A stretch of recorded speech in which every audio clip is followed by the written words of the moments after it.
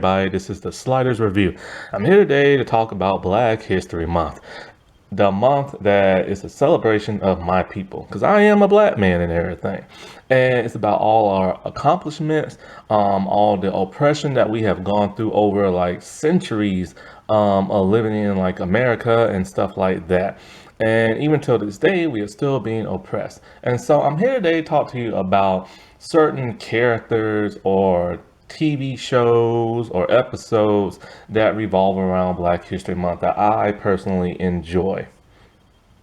So I'm here today to talk to you about Living Single Season 1, Episode 1, the pilot, Judging by the Covers. I love Living Single. It came out in 1993 and it was a smash hit. In fact, its pilot episode had bigger ratings than that of Martin, and Martin was extremely funny. And it's interesting because in the 70s they had a lot of black comedies, and then in the 80s they had a few, but they were starting to wind down. But in the early 90s, that's when they started like kick back up again. In 91 you had Fresh Prince, in 92 you had Martin, and then you also had after that Hanging Mr. Cooper, and then you had of course Living Single. And then when it comes to Family Matters, that was the 80s though. But yeah, around that early like 90s era, boy, you had some really good black comedies. And you really don't see that much good stuff like that no more. Or actually you did. It just gets renamed and remodeled and recast. See, originally, Living Single was supposed to come on NBC. But NBC executives felt that, oh, nobody's gonna want to watch another like black comedy on our network. They had Fresh Prince at that time, so I don't understand. So they went on over to Fox.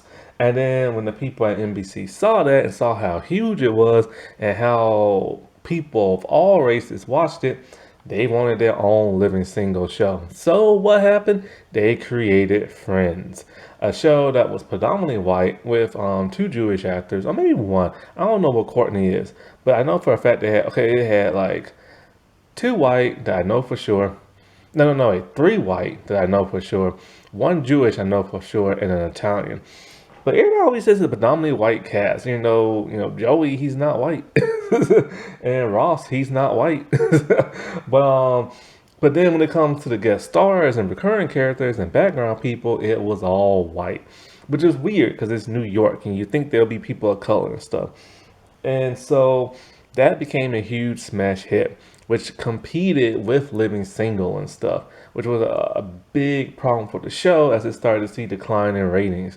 And then, oddly enough, about like a decade later, after Friends got canceled, here comes How I Met Your Mother, which was just another ripoff of Friends and a ripoff, of course, of Living Single. So without Living Single, you would not have those two shows.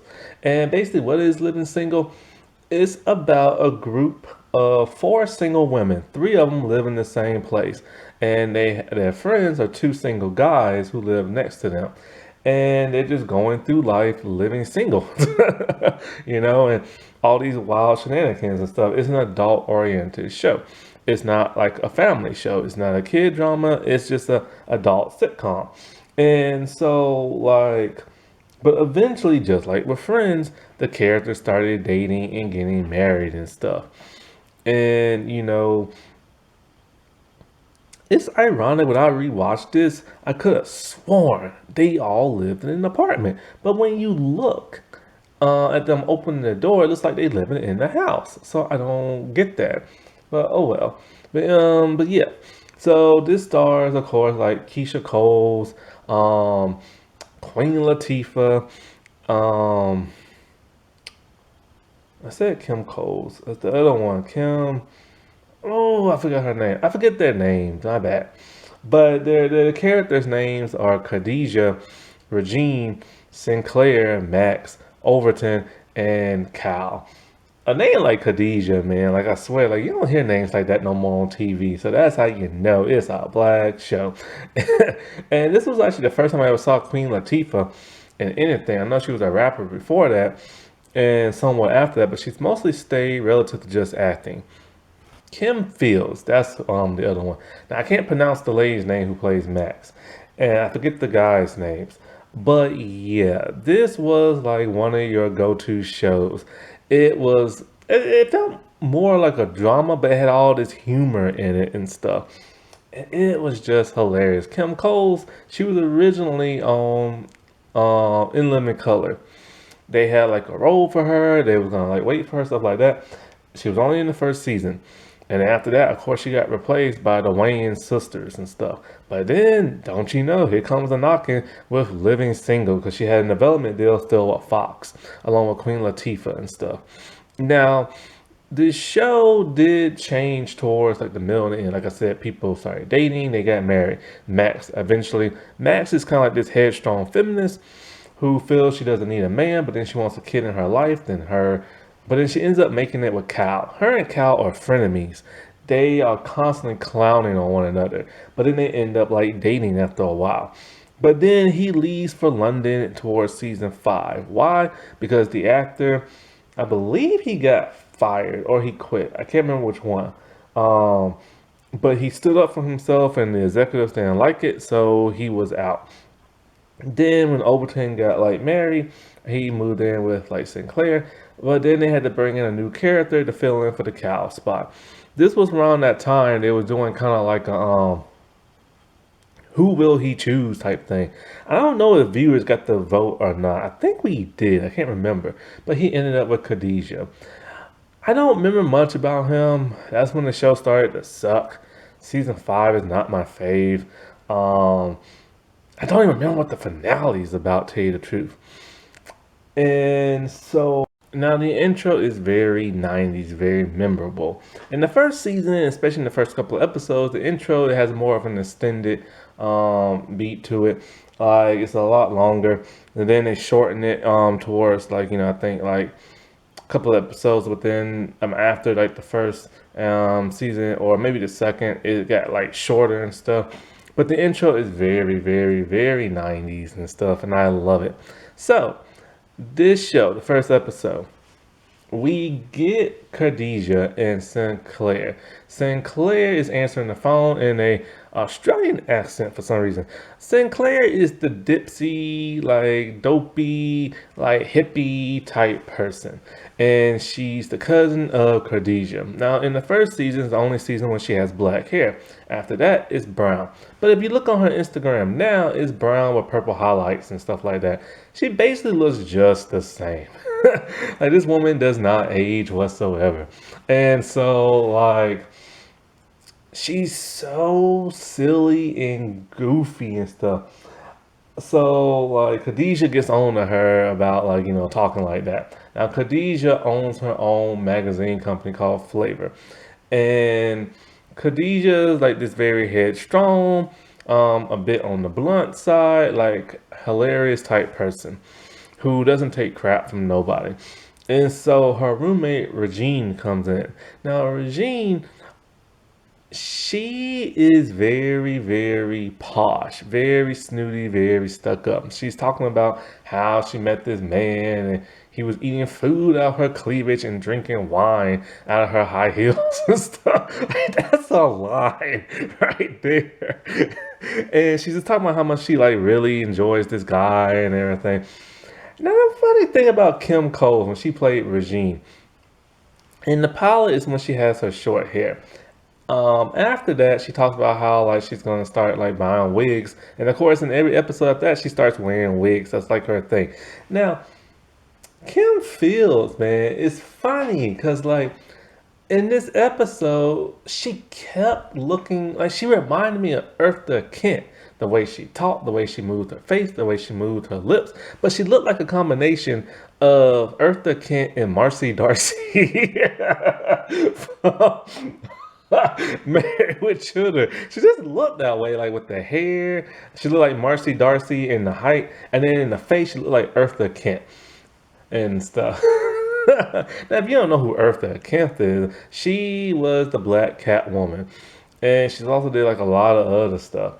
So, like, after that, Khadijah gets mad because Maya Angelou won't be on the cover of their magazine because or won't be featured in the magazine because Sinclair never asked her the questions. So she's very furious about that. Basically, the only reason why Sinclair even works there is because she's Khadijah's cousin. Same reason as to why they live together and stuff. And so, oh, I don't know if Max shows up. No, no, I think Max shows up at the house, not the business. So anyway, we're at the house. House or apartment? It looks like a house. When they open the door, it looks like a house. I don't know. Anyways, Overton is over there, and he had just fixed something for Sinclair. He has a crush on her. She has somewhat of a, I don't know if she really has a crush on him or not, but she kind of does. And so he's just as dopey as she is, and he's talking about how like fixing this and fixing that, and he's just like, they're flirting with one another, but in a dumb kind of way and stuff. And then Kyle comes over. Kyle's this very suave, sophisticated man. He's a stockbroker type dude. And he's always clowning on everybody. He clowns on Overton all the time. When Overton messes up, he smacks him in the head, stuff like that. And so then of course Max comes in, and Max is this very, very, very blunt, headstrong feminist who feels she doesn't need a man, nobody needs a man. Women should like rule the world, like that type. So that causes Kyle to get pissed because he is the male chauvinist type pig and everything. And so like but then it's funny because him and Overton talking, he's all like, "Well, that woman told me you had that 3 minute like blunder," and he's all like, "Man, I told you that in confidence." He's all like, "That just happens to everybody," and he's all like something about like he was distracted or something like that, and he's like, and Overton's all like, "Well, I get distracted too, but that ain't never happened to me," and stuff. But then he talks about Overton's hammer. Overton does not like when nobody talks about his hammer because it's been passed down to generation to generation. His great grandfather, his grandfather, the man who he thought was his father, did to him. So at some point they leave, and then Regina's man comes over to visit. So like they can't believe how good looking he is and stuff, and they all just want a piece of him. So in a way, the next day, a woman comes to have like her restaurant put an ad in Flavor magazine, right? So she's talking to Sinclair, and she tells her husband's name. Her husband is the dude Regina is dating. Sinclair cannot believe it that this dude is married. He seems so perfect. He's poised. He has a good education. He owns his own business and stuff. So sadly, Regina is about to get her heart broken. So the three of them, they talk and discuss it. And Max is all like, she should have known that was going to happen. Because, can't trust men and blah, blah, stuff like that. And Regina always picks Regine always picks like bad dudes. So they wonder who's going to break it to her. None of them wants to do it. So when Regine comes down, they have something to tell her, but they kind of like chicken out. And then Sinclair just like blurts out that your man's cheating on you. He's married. So Regine doesn't want to believe it, but then the girls convince him. Now, Regine is pissed. And when the man shows up, she's going to let him have it. But here's the thing. That woman just told Sinclair she's married to him. There is no proof whatsoever. They never investigated. They saw no proof. They have no proof. They just went by that lady's word. Now, how do you know that lady's not lying? You know what I'm saying? But anyway, they had to rush the story along because it's only like a 20-minute episode. So Regine, she goes in and she talks about how like she knows the dude's married. He's all, and then it's so funny. Like the women, they're all like, "Well, I bet he's gonna say this, and I bet he's gonna say that, and I bet he's gonna say this." And then he says everything that they predict and everything. Then they predict that Regine is just gonna show him the door. They hear the door closed. They go out to congratulate her. She's gone with him. She doesn't care because he lies to her again, talking about how he's gonna leave his wife and all that. So anyways, Regine is waiting for him to come, and she gets into a big argument with the ladies. So as she's waiting and waiting, hours pass by. He stood her up, and then he just starts like she starts like eating like chocolate and all this other stuff. Anyway, towards the end of the episode, it's a cool scene. They're all in the bathroom, and for some reason, Max is there.